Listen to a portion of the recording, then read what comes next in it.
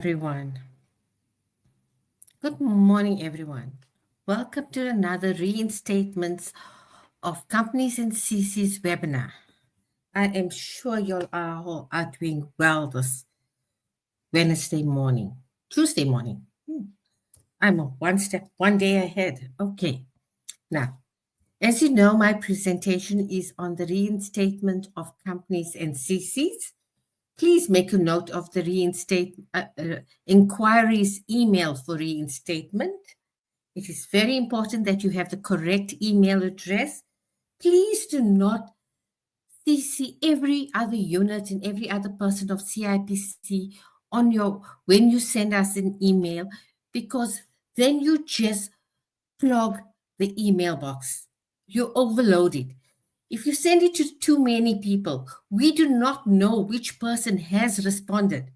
And if we respond and then CC them, it is just clogging the mailbox. So please send it to one email address and wait for them to respond. We are receiving a high influx of emails, so please be patient with us. We will get to your email and we will respond to you. Okay, let's start. The table of contents for my webinar today will be the consequences of non-compliance, final deregistration, reinstatement, incidental information, and learn IBIS.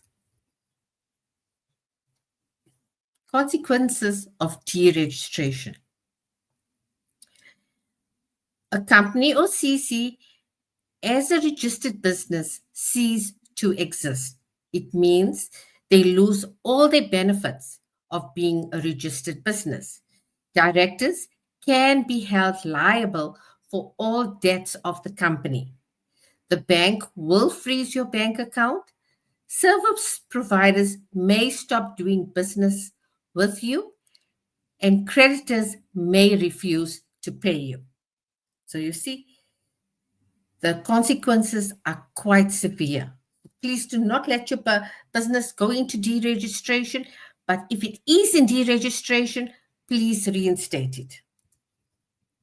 Okay, final deregistration. CIPC is clearing the register of dormant and inactive companies and CCs. So that's the reason behind, one of the reasons behind this deregistration campaign. What now? Your name becomes available immediately for another person to reserve and use.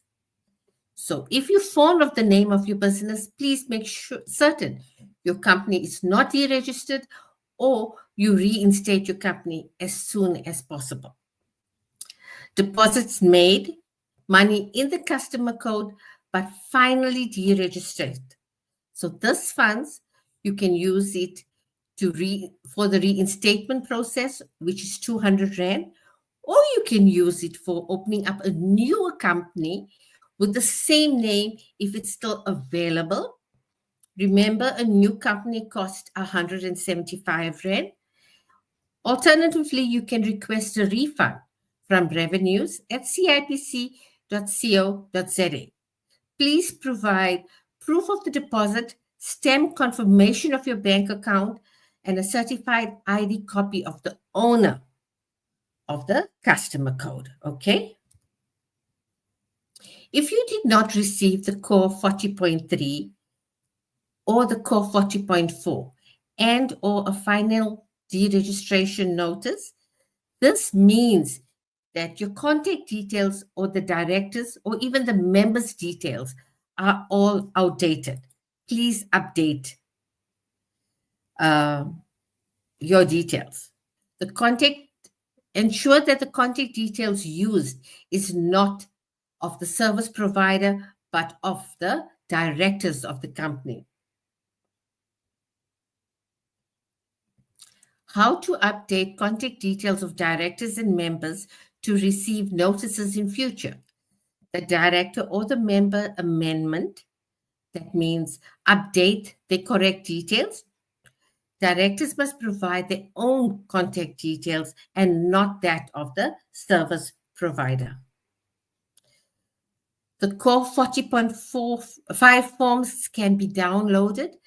You can go to the first left-hand side, upper left is the upper left-hand side corner is the a screenshot of the bottom of the CIPC website. You can go to forms and download the core 40.5 form. On your right hand side, you can also go to one of those, the first icon for company forms and fee, and download your forms over there. If you go at the bottom of my screen, you will see that you can still download your form on once you open the forms and fees icon. You will see there's a line that will say core 40.2. So you 40.2, 40.5, you can download the forms from the CIPC website. How to access the online deregistered letter. This is the method in which you use to download the letter. It's only for those companies and CCs who were referred for deregistration from the 1st of September 2024. Alternatively, you can request a deregistration letter from the annual returns team or from the disclosure unit. Okay? Reinstatement.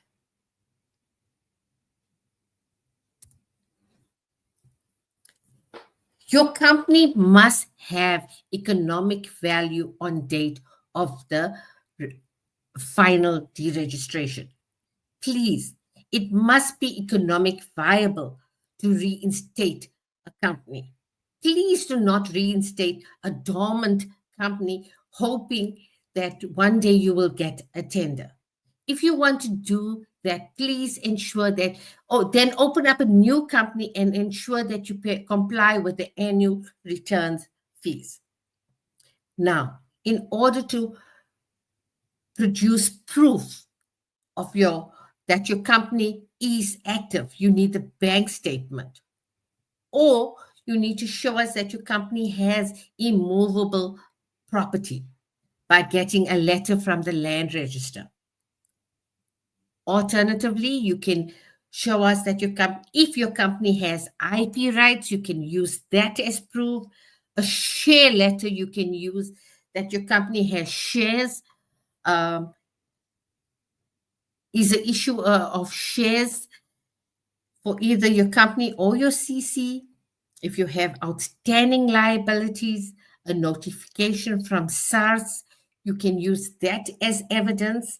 A lease agreement of your company, but please note when you use your lease agreement, the company needs to be a party of the lease agreement, and the lease agreement should not be an expired lease agreement. Okay? Also, you can produce proof by showing that there are assets belonging to the company. So any one of these proofs you can attach as proof when you are doing your reinstatement.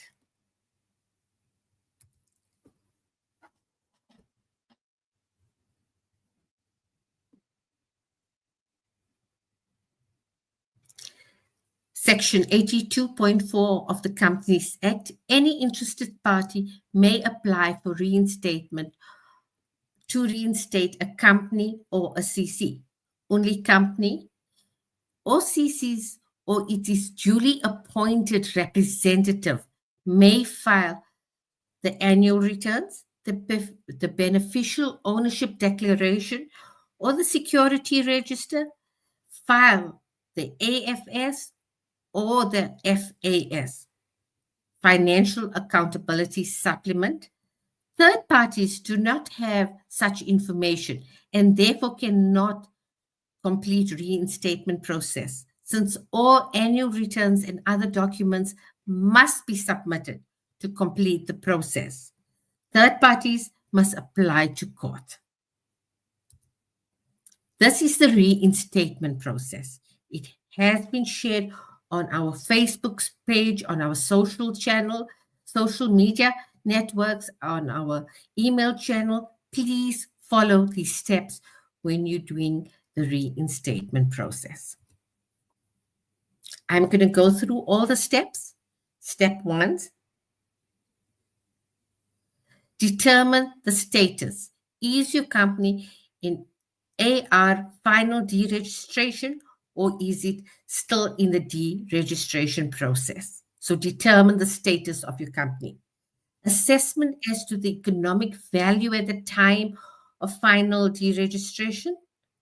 Step 3, source all the required documentations and information for reinstatement, annual returns, either your AFS or FAS, and your beneficial ownership. Step 4, deposit your funds. It costs 200 Rand, and it must reflect on the customer code before sending an email to us.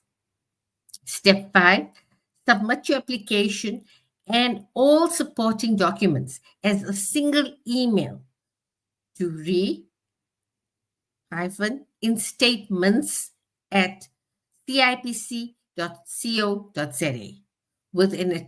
with all attachments in a PDF format. Please note the reinstatement email address. Step 6, submit and pay or file all outstanding annual returns, latest AFS or FAS and BO. Step 7, ensure that all the directors' addresses is updated. It is of vital importance that we have the correct details of your director.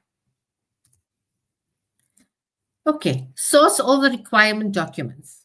An originally completed Core 40.5 or a letter of similar contents. The forms can be downloaded from the CIPC website. I have previously showed you on my previous slide how to download the forms. Your customer code needs to be indicated on the Core 40.5 form. If you do not have a customer code, please register one by following the links on the BUS portal platform, or you can also use the e-services on CIPC website. If you registered your customer code, deposit the required funds in your account. The banking details of CIPC is on our website. So please use the correct details when you're depositing funds. Mandate from the applicant on whose behalf the application is being submitted. Source all the required documentation, sufficient funds in the customer code to process the application. A reinstatement application carries a 200 Rand statutory fee. Deposit the funds, and once the deposit is reflected in your customer code, email the entire application. Certified ID copies of all active directors and members. Alternatively, if the directors or the member is deceased, you need an executor letter and a certified copy of the executor. Certified copies of the applicant, the owner of the customer code, and the certification must not be older than 3 months. The Commissioner of Oaths must be clearly identifiable, traceable, and his designation must be on the stamp. Sufficient documentary proof showing that the company or the CC was in business or has economic value, or even has outstanding assets or liabilities. Once again, the examples in which you can produce proof of is the most common example is bank statements to show that your company was active. If your company has immovable property, enclose a letter from the land register. If your company has IP rights, share certificates, outstanding liabilities, even a lease agreement, with the company's name as the one of the on the agreement, and assets belonging to the company. Court orders need to be emailed to corporate legal services at cipc.co.za for all service and recordal. Important, advise the court order must also mandate the company or the CC to bring all obligations up to date within a period of time, failure of which the company or the CC will be placed back into AR deregistration for non-compliance. So even though you have a court order, you still need to meet your obligations to comply with CIPC's annual returns and BO and your FAS. If you do not meet the compliance requirements, your company will be reverted back to deregistration. Incidental information. The submission of the annual returns information together with payments should have been made before final deregistration. Mere tiniest payment or deposit of fee is not regarded as filing of annual returns. This means that if you put funds in your customer code but do not lodge or file your annual returns, this is not classified as filing annual returns. When funds is deposited in the customer code, you still need to file your annual returns. If payment or deposits was made but company or CC was finally deregistered, the company or the CC must be reinstated provided it meets the process and documents requirements. If annual returns were filed but not the latest beneficial ownership declaration, such must be filed separately, failure of which CIPC may initiate an investigation against the company or the CC and issue a compliance notice. So even though you reinstate your company and have filed the annual returns, please ensure that your BO is also filed.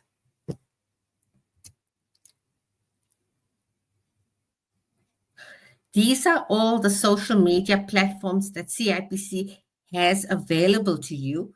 Please follow us on social media. We are on Facebook, Instagram, Threads, LinkedIn, YouTube, and X. It is important that you please follow us on social media and are kept up to date with all the latest information. The resources that are available, you can go onto the CIPC website, click on the resources, and you will be able to view all the latest notices and information that we have published. It's important that you read and understand these notices. Learn IBIS. Learn IBIS. This is a course on online educational course for prospective, new, and existing directors of SMMEs. The purpose of this course is to educate directors with the basic information about their duties and responsibilities in order to improve compliance to the Companies Act of 2008. This course is free of charge. It consists of 7 modules. Each module consists of a video and a multiple choice question.